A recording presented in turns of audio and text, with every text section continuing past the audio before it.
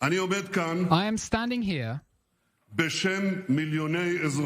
the name of millions of citizens who have chosen to be upstanding and not to bow their heads down. I am standing here as an elected public servant who over 1 million Israeli citizens have voted for the Likud, headed by me, and another 1 million citizens who voted for right-wing parties, knowing that they would be part of a government headed by me. I want to continue performing the great mission of my life, guaranteeing the existence, the security, and the prosperity of the State of Israel.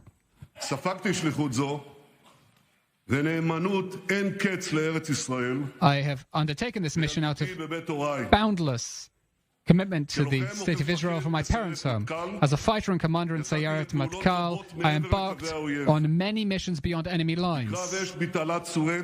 In the line of fire in the Suez Canal, I nearly lost my life.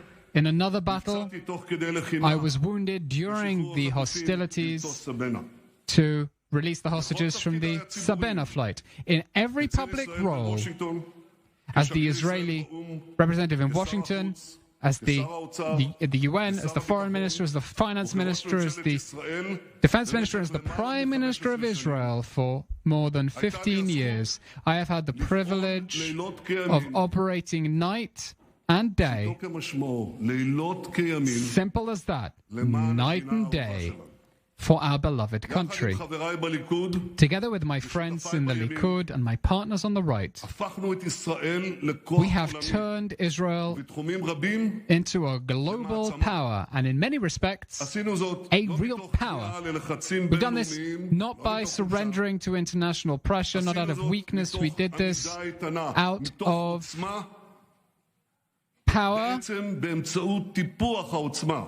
In fact, by nurturing our power, our technological and diplomatic and security power, and this combined power has brought tremendous achievements for Israel that we have never had before. Only lately we brought 1 million vaccines to Israel. There are some people who say that we were obsessive for the lives of citizens of Israel. We could do it because we had a special stature. We were the first country in the world to get out of the coronavirus, while many other countries, very many other countries, are still under restrictions. We turned Israel into a free economy. So many reforms. And we turned it into one of the 20 wealthiest economies in the world, with our GDP per capita surpassing Britain, Germany, and France. We have reduced inequality, because the inequality metric, we brought it to its lowest ever rate. By the way, there's no contradiction between these two things. Before all this, we fought with determination against Iran's attempts to acquire nuclear weapons. Even we had to stand alone, completely alone,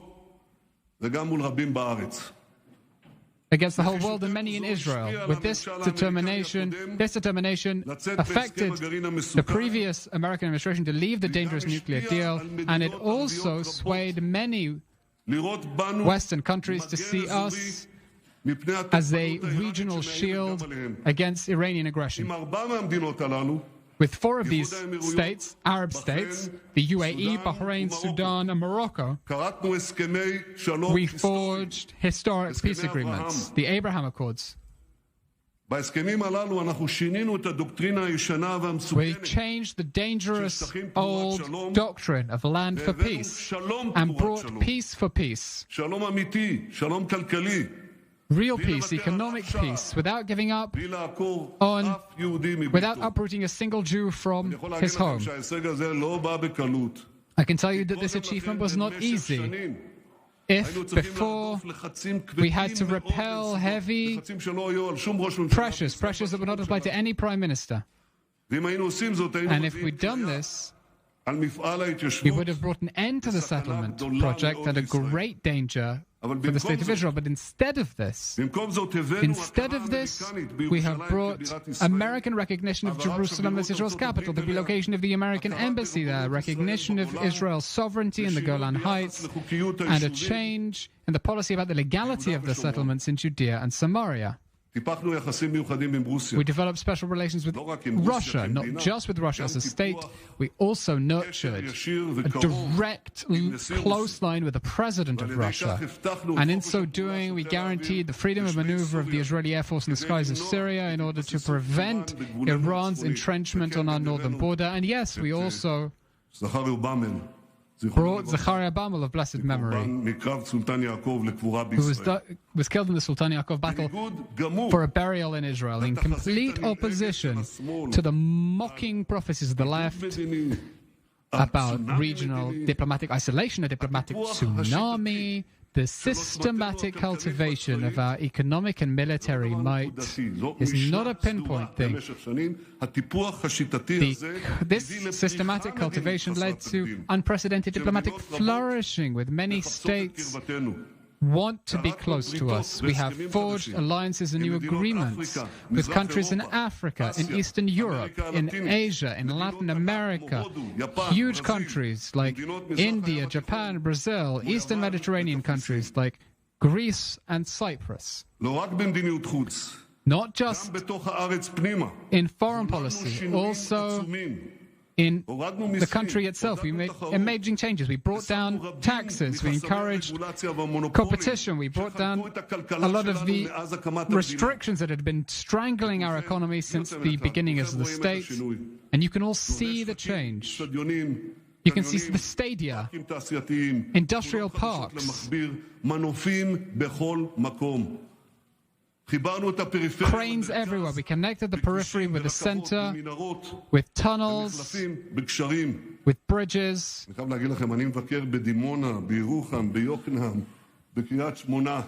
I visited around the country, Yokneam, Kiryat Shmona, and I can see the incredible pride of the citizens there. Given that didn't exist before, the towers that are rising, the commercial centers, Italian restaurants in the periphery. Once we called them, there are still people who call them, I never called them this. People called them condescendingly Second Israel. We are cancelling this, and we must never go back. And we brought down unemployment, we raised the minimum wage, and a fire extinguisher system that put out huge fires, including right now, just outside Jerusalem, and saved many lives. We stood against perhaps this biggest waves of populism when we got the gas out of the water and turned Israel for the first time into an energy superpower that is exporting gas to Egypt and Jordan and soon to Europe, and not to mention the huge funds it's going to put into the country's coffers. We rehabilitated heritage sites across Israel. A nation doesn't remember its past. Where will it go? Really huge investment over the years. We led a policy of the open skies, and we broke records in tourism. For 11 years, and not in meetings with particular members of Knesset, for 11 years, we have invested in Arab society in Israel, in infrastructure, in education, in health, in 10 police stations when previously there was one, 21 billion shekels, more than all Israeli governments together. And we did this in order to integrate all citizens of Israel into the story of Israeli success.